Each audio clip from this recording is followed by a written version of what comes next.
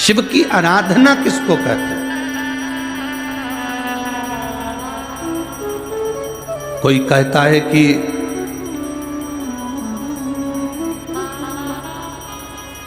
क्यों भटक रहे हो, क्यों जा रहे हो यहां वहां।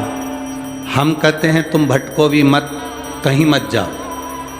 तुम्हारे घर के नजदीक में जो शंकर का शिवालय हो, तुम्हारे घर के नजदीक में जो शंकर का मंदिर हो, शिव मंदिर हो, शिवालय हो, उस शिवालय में जाकर एक लोटा जल प्रतिदिन चढ़ाना प्रारंभ करो।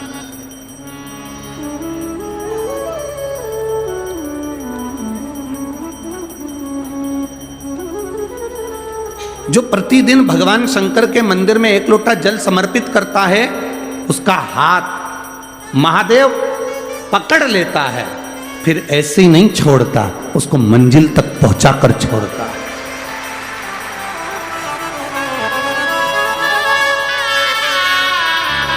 वो ऐसे ही नहीं छूट सकता।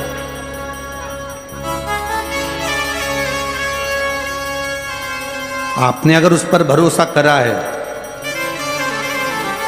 हाँ थोड़ा कष्ट हो सकता है, थोड़ी तकलीफें आ सकती है, थोड़ा दुख आ सकता है, जिंदगी में थोड़े थोड़े तकलीफें हर मनुष्य के जीवन में आती है।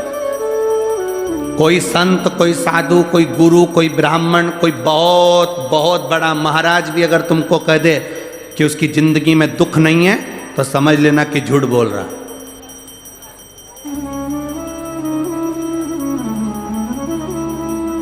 मेरे राम जी महाराज भी इस पृथ्वी पर जन्मे तो उनकी जिंदगी में भी दुख आया। मेरे भगवान कृष्ण भी इस पृथ्वी पर जन्मे तो उनकी जिंदगी में भी दुख आया। माता जानकी भी इस पृथ्वी पर प्रगटी तो उनकी जिंदगी में भी दुख आया। राधा रानी भी इस पृथ्वी पर प्रगटी तो उनकी जिंदगी में भी दुख आया। संसार में अगर जन्म लिया है, मृत्यु लोक में अगर तुम पैदा हुए हो, पृथ्वी पर अगर तुम आए हो, तो तुम्हारी जिंदगी में दुख ये नहीं कि नहीं आएगा। हमारे पूर्व के कर्म के अनुसार हमारी जिंदगी में दुख, हमारी जिंदगी में तकलीफें आती है, पर वो दुख मिटेगा कैसे?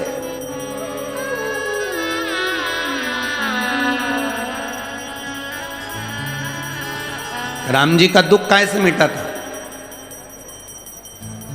राम पथ गमन में जहां जहां चलकर देखो, चलो आपके पास में है पंचवटी,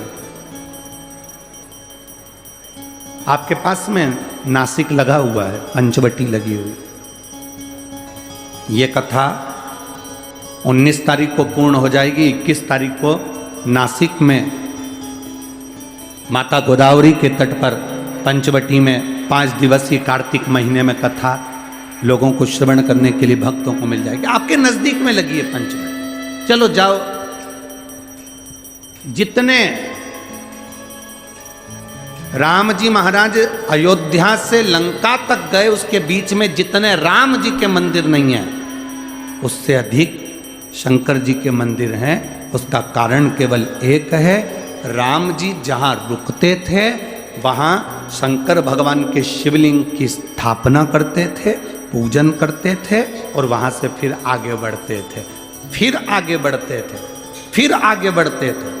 बिना शंकर की आराधना के, बिना शंकर भगवान को एक लोटा जल चढ़ाए बिना मेरे राम जी महाराज आगे बढ़ते ही नहीं थे।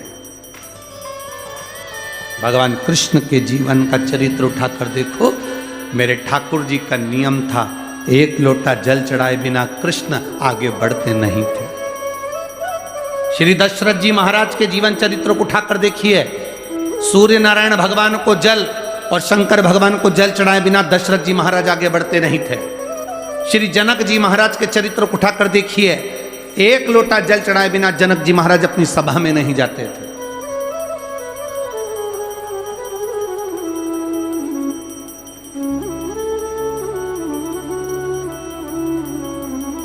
थोड़ी जिंदगी में तूफान आते हैं, कष्ट आते हैं, दर्द आता है, तकलीफें आती हैं, पर तूफान आता है तो पता चलता है ना कि मजबूती कितनी है। अभी पता चला, चला कि नहीं चला? अरे बोलो तो जम के। पता चला ना कि मजबूती कितनी है। ये हवा चलती है, तूफान आता है, तब पता चलता है मजबूती कितनी है। उसी तरह दूसरे धर्म के लोग तुम्हें डिगाने के लिए आगे बढ़ते हैं, पर तुम्हारे भीतर का सनातन धर्म दिखा देता है कि मजबूती कितनी।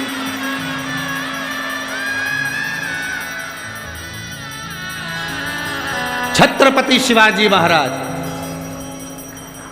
जिनकी माता ने कहा कि बेटा सामने किला है और वो किला मुझे चाहिए, शिवाजी कहते हैं माँ क्या बात करती हो, ये किला वहाँ कितना सैनिकों का बल भरा पड़ा हुआ है और मेरे पास में कुछ भी नहीं है, मेरे पास कुछ भी नहीं।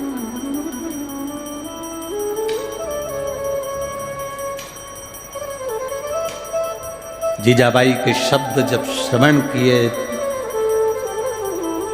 छत्रपति शिवाजी महाराज को छत्रपति का संबोधन स्वयं उनकी माता ने दिया है, स्वयं उनकी माता ने।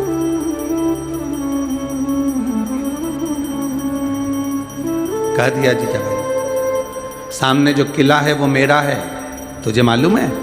हाँ माँ, मैंने सुना है ये किला अपना है, फिर कब्जा दूसरे का है। छत्रपति शिवाजी ने कहा बहुत भारी सेना है उसके पास में, बहुत बल है उसके पास में, सेना प्रबल है उसके पास में, मेरे पास इतनी सेना नहीं है। मां ने कह दिया शिवाजी तेरे बस की बात नहीं है, मैं खुद जाऊंगी और किला लेकर आऊंगी। स्वयं